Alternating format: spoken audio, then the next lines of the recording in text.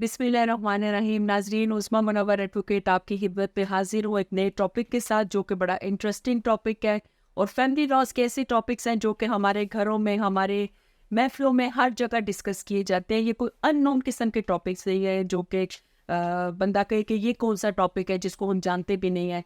आज का टॉपिक बड़ा इंटरेस्टिंग टॉपिक्स है जो कि एक अनपढ़ औरत से लेकर एक पढ़ी लिखी औरत तक सबको इसके मुतालिक मालूम होता है। वो है सामान्य जहेज़, जिसको हम अपनी इंग्लिश टर्म में ऐसे कहेंगे कि डॉवरी आर्टिकल्स क्या होता है। ये वो आइटम्स होती हैं जो कि शादी के टाइम पे वालिदैन अपनी बेटी को बतौर gift, not as their right, उनको दिए जाते हैं। और अगर आपकी शादी खुदा ना ख्वास्ता नाकाम हो गई है, अगर आपके दरमियान में सेपरेशन हो गई है, तो you have right to come in a court to get those dowry articles. इन आर्टिकल्स में हमारी रोज़मर्रा के इस्तेमाल की चीज़ें भी हो सकती हैं, इसमें ज़ेवरात भी हो सकते हैं, हमारी इलेक्ट्रॉनिक्स और हर तरह की ज़रूरी अशिया भी मौजूद होती हैं। डावरी आर्टिकल्स जो है, सामान्य जहेज़ जो है, इसको बेटी जो है as a right can not claim from their father. और ये as a statutory law, as a legal right आप इसको क्लेम नहीं कर सकते हो।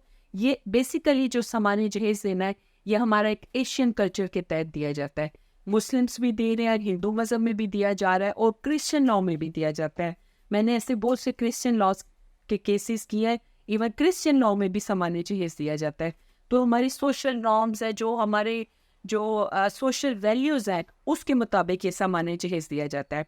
जब आप कोर्ट में आ जाते हैं सामान्य जहेज़ की रिकवरी के लिए, तो सबसे मैं अपनी प्रैक्टिस में, मैं इवन जजेस को भी कहती हूँ, अपने क्लाइंट्स को कहती हूँ, सबसे इजी क्लेम जो साबित करना होता है औरत के लिए, वो सामान्य जहेज़ का क्लेम होता है।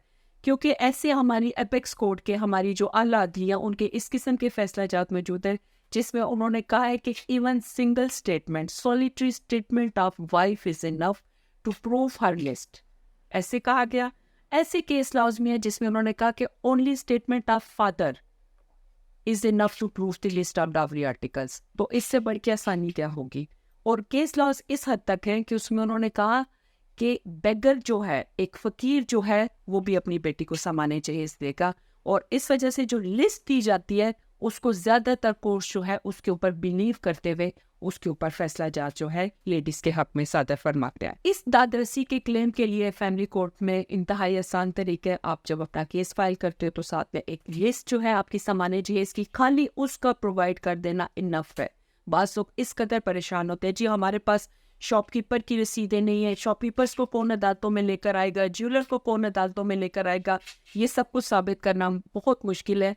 तो इस चैनल की वसात से मैं आपको ये बताना चाहती हूँ कि कानून ने इसको बहुत आसान किया हुआ है। क्योंकि कानून में, हमारी बुक्स में लिखा हुआ है कि बेटी जब पैदा होती है तो वालिदैन उसके लिए कतरा कतरा करके सामान बनाना शुरू करते हैं। तो it is very difficult to keep receipts of those articles.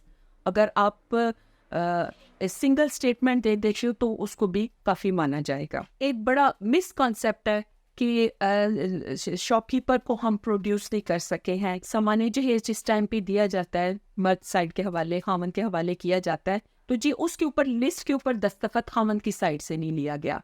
तो इस पे भी एपेक्स कोर्ट ने बड़ा अच्छा करार दिया, बड़े अच्छे फैसला जाता है। उसमें उन्होंने कहा कि ये बहुत डिफ़िकल्ट है कि उस टाइम पे जब आप एक बड़े अच्छे इनोसेंट बिलीफ, एक अच्छी इंप्रेशन के मुताबिक आप एक रिश्ता इज़्दवाज में मुंसलिक हो रहे हो, एक फैमिली के साथ हो रहे हो, उस टाइम पे आपने इस तरह के सिग्नेचर्स अगर लेने हैं, तो ये आपकी बददियानती, आपकी मैलाफाइडी, आपकी बदनीति की निशानी है। इस तरह के signatures at the time of रुखसती या at the time of marriage from husband side लेना बहुत ज़्यादा मुश्किल है। इस चीज़ों की को कोई रिक्वायरमेंट कानून में नहीं ठहराया गया हुआ और बहुत आसान किया गया हुआ है। एक बड़ी परेशान कुन सूरत हाल क्लाइंट्स के लिए सामने आ जाती है। वो कहते हैं जी हमारा सामान जो है वो डैमेज्ड है, हमारा सामान मिसिंग है, हमें सामान उठाते हुए जब देखा हमने तो उसमें ये चीज़ें नहीं हैं। तो इसके लिए भी कानून बहुत हद तक ख़वातीन की सपोर्ट करता है कि अगर जो डैमेज्ड आर्टिकल्स हैं, जो मिसिंग आर्टिकल्स हैं, तो court would pay price thereof to you. और अगर वो पैसे नहीं देता तो अकॉर्डिंग टू लॉ उस हस्बैंड के साथ सलूक किया जाएगा। अगर आपके केस में आपने उसकी वैल्यू आपको कोर्ट ने नहीं दी, ज़्यादातर हम केस की सामान की वैल्यू साथ लिखते हैं कि इतना सामान दिया जाए, इन अल्टरनेट इतनी वैल्यू दीजिए। अगर आपने वैल्यू नहीं लिखी, कोर्ट ने वैल्यू नहीं दी, तो अगर वो लिस्ट आपके हक में फैसला कोर्ट करार देती है तो उस लिस्ट की ईच एंड एवरी आर्टिकल की वैल्यू देयर ऑफ आपको कोट देगी। मेरा आज का प्रोग्राम उम्मीद है आपको बहुत अच्छा लगा होगा। अपनी कीमती आराम से ज़रूर मुझे आगाह कीजिएगा। Thank you very much.